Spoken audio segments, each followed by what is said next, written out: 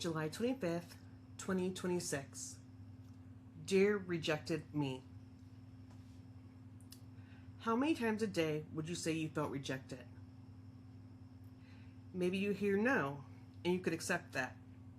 But maybe it's the tone in which yes was said. Today, I've been going through some memories, and I recognize that it's not the no's that felt like rejection, but the way that some people said yes or accepted an answer that I should never have been accepted. A long time ago, way back in, I was in my 20s, I was dating this guy. We dated for nearly 5 years. At some point, we became engaged, and I remember his dad's response to that was 50% of interracial marriages end in divorce. That felt like rejection. He didn't say, no, you can't marry my kid. He didn't tell his kid to no, not marry her. He just quoted a statistic that he thought was a valid reason to be concerned. Rejection feels like the joke you make at someone else's expense.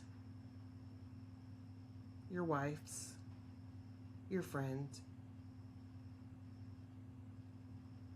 I feel like oftentimes I'm rejected because the attitude and spirit of which someone does something clearly states that they didn't want to be doing it.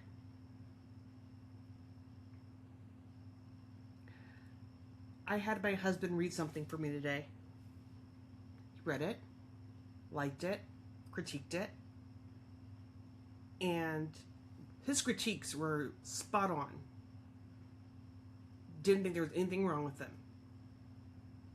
But my first question was, so did you like it? Are you sure you liked it? Was the writing good? And he told me yes to all of those. But my biggest fear was that he would reject it.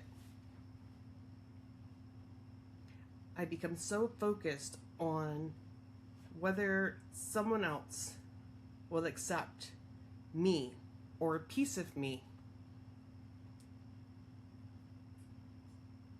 That was hard today. It was hard sitting here thinking about the time that my race made me unequipped to get married to somebody.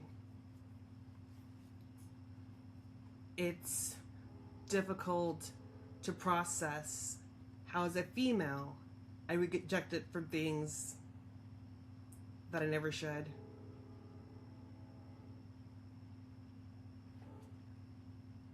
I deal with depression and anxiety and OCD. And I'm constantly concerned that those things are going to be the reason someone doesn't like me. A flaw in my character, my mental health. I never imagine it being something like my gender or my race. And yet, that happens far more often than it should. I'm not really sure what my race had to do with someone wanting to marry me. Just like I don't always understand the jokes that are about me. Oh, she's a black woman. She must get really angry. She must yell at you all the time. No, I don't yell at my husband. I have a conversation with him. He either talks to me or he doesn't. Well, no, because you're the angry black woman. No, that's not how I operate. And I'm not even coming from this from like a racism standpoint. I'm literally just talking about how rejecting it is to see someone and automatically assume what they are, who they are. To be that brave, bold, and dumb.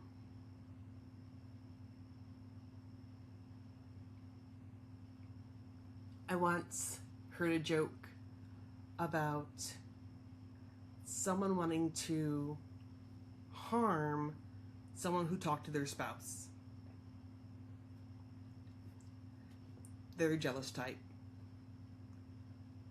And the response to that joke was, I should get my spouse to meet your spouse. It was supposed to be a joke, but it didn't feel like one. It felt like someone was saying that I wasn't important, I wasn't needed, that I was trash. And naturally, you reject trash. How often do people show us rejection without recognizing that's what they're giving us? I mean, we're all familiar with someone asking somebody out and being like, oh, I'm sorry, you're not my type. Oh, I'm sorry, I have somebody. That's a rejection in its own self. To be rejected because, oh, you're not my type. I don't date people who look like you. That's rejection. And I'm not saying people aren't allowed to have those preferences. They are. But just because you're allowed to have those preferences doesn't mean that I don't get to feel rejected. That somehow I'm less than, I'm not good enough. And I think that's where rejection is the hardest. Because it instantly tells you you're not good enough. For me, I've been dealing with rejection since I was a little girl. It's really hard to spread your attention evenly across 7 children.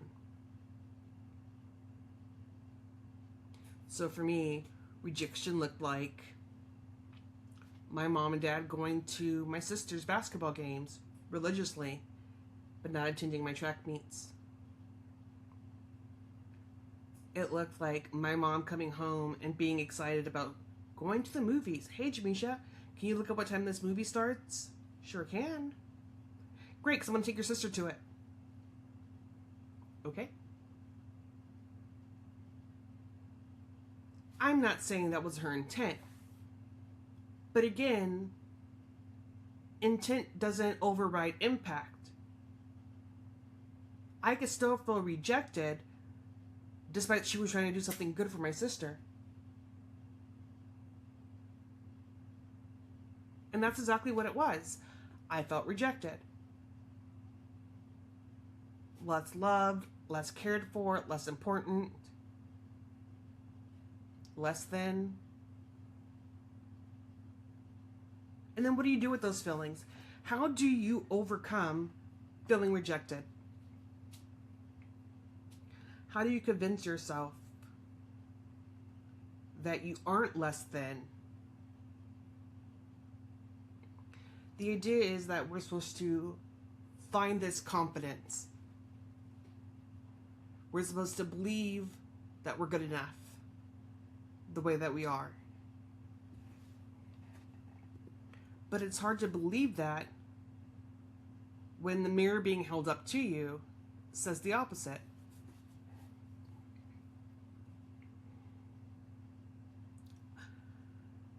I think I reject myself more than anybody else rejects me. As I'm sitting here doing this video, I can see a reflection of myself. And you've probably noticed I haven't looked at it very much. I don't like it. I don't like the way that I look. There's nothing wrong with the way that I look in general. I just don't like it. My hair is messy, although it's just my hair. My arms are fat. My dress, too low, keep pulling it up. I just, to me, look like a mess. I don't look professional. I don't look like someone I would take advice from. I reject myself quicker than anybody else can reject me. So what do you do with that? How do you combat feeling rejected on a day-to-day basis? For me, it's having to remind myself of the things that I am good at. I am good at talking. I am good at dressing when I want to. I'm good at writing. I'm good at singing. I'm good at being creative. I'm extremely intelligent. I usually suggest an exercise to my kids when their headspace says that they should reject everything about them. I have them sit down and I give them 2 minutes to write all the things they like about each other, about themselves, 2 minutes to write everything they like about themselves.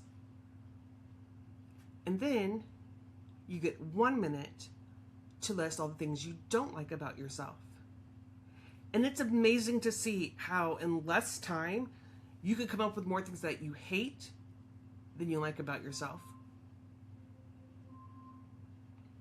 For me, that speaks volumes. For me, that says something isn't showing up the way that it needs to. So if you look in the mirror and you find that you reject yourself more often than you accept yourself, I challenge you to sit down and make that list. I did it with my kids, and I didn't like what was on my list of things I didn't like.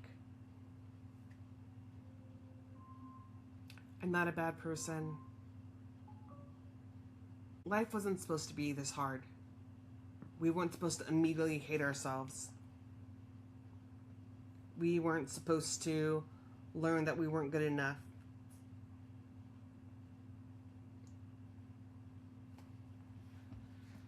We were supposed to think that we could accomplish anything that we wanted to. We were supposed to think that we could take on the world. Reach for the moon, shoot for the stars. So sit down, make your list. If the things that you don't like are longer, set goals to fix them. Or work on the mentality that says that you have to. Every time I've ever done that list, I've always put on the list of things I don't like that I want to change myself. It's always one of the worst things for me that I constantly feel the need to change myself. And I don't mean learn or grow. I mean my hair, my body, things about me that I should just be able to accept and love. I have gotten to a point where I'm not sure what that looks like anymore. But I'm trying. I'd like for you to try too. I'd like for you to look for the good in you more often than you look for the bad. Don't reject yourself. Enough people are out there in the world, they'll do it for you. Don't let them. So together, I want us to just remember, today is just another page in the story. It doesn't have to be perfect. It just has to be written. And before you close your journal tonight, ask yourself, what was your bite of pie today? Until tomorrow, love you loud.